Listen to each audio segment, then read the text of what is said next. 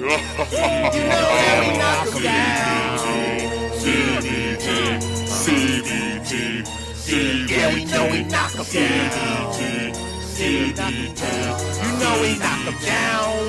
Knock 'em down. Knock 'em down. Knock 'em down. Knock 'em down. Knock 'em down. Knock 'em down. Knock 'em down. Yeah. Knock 'em down. Yeah. Knock 'em down. Yeah. Knock 'em down. What up, what up, what up, boxing fam? It's your boy John G coming to you live from the Virginia Hangout, Colossal Boxing Talk. And I'm going to give you guys a breakdown of Joseph Parker, Carlos Takam. That's the second fight of the big fights that's going on May 21st. The other one being Deontay Wilder and Alexander Povetkin. And I'm just going to tell you, man, this Joseph Parker Takam fight is going to be a barn burner. I'm assuming it's going to be a barn burner. From what I've seen from both guys, from what I've seen from Joseph Parker, his strength, what I've seen from Carlos Takam and his strength, I'm pretty sure this is going to be a nose-to-nose phone booth type fight. And really, it's a fight for pretty much all the marbles. Really, the loser of this fight is going to have to work their way even further back up the chain to get back there.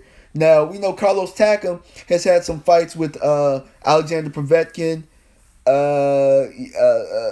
Mike Perez, and then we know that Joseph Parker has had, he has like Francois Botha on his resume and some other guys who've gotten in there with veterans, but this is really his first test, and this is a 50-50 fight right here. It's a crossroads type fight where the winner is going to set up some big fights down the road, and as I expressed earlier, the loser, you really don't have a leg to stand on. You're going to pretty much have to fight your way out. Takam being 35, it's going to be a little bit harder for him. Parker being the younger guy. But let me break down this fight. When I'm breaking down this fight and I was looking at some interesting things, the thing that stands out to me is the match between Povetkin and Takam.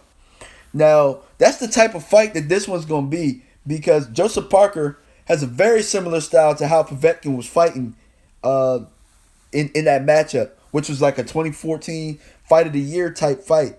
Now, Takam was able to keep the fight as a phone booth, nose-to-nose type fight where both guys would just land the shots like, here, you take it, no, you take it. And Povetkin was able to outland him with body shots, left hooks to the body, which eventually set up some right hands for him later on. But that's what Joseph Parker's going to have to do if he's going to win this fight. He's going to have to set his shots up. Now, in the past, and if you look at some of his fights, he kind of, just goes in there and bullies his opponent. His opponents kind of come in there and they automatically retreat, trying not to get hurt. I mean, he obviously has all those abilities to hurt his opponent. But Takam is not going to do that. He's not going to come out there and retreat. He's going to have to earn his respect. And what I've seen from the Povetkin fight out of Takam is that even when you earn my respect, even when I respect you, I'm still going to come forward. You're going to have to separate me from my senses. Now, we're going to see if Joseph Parker can do that. If he can't, it's going to be a very long night for him. And even if he wins, it's still going to be a very long night for him, because it's going to be a battle of attrition. Who can effectively score blows and effectively, officiate their stamina. We're going to find that out. It's not going to be a whole bunch of rope-a-dope dancing around. Nah, this really is going to be, I wouldn't be surprised if it's a short fight. I wouldn't be surprised if it was a short fight and somebody got hurt and dropped early. I wouldn't be surprised. But if it's one of those long 12-round fights, man, look, it's up in the air. Now, me personally, right now, I'm favoring Carlos Takam, because I know that he's been there before. He's a lot more seasoned. And I don't know if Joseph Parker can withstand that for a long period of time. I'm thinking it's going to be a 12-round type of fight where they go back and forth. And this might be a type of fight where you can expect a rematch. But I think Carlos Takam probably going to take it. Split decision, 12 rounds.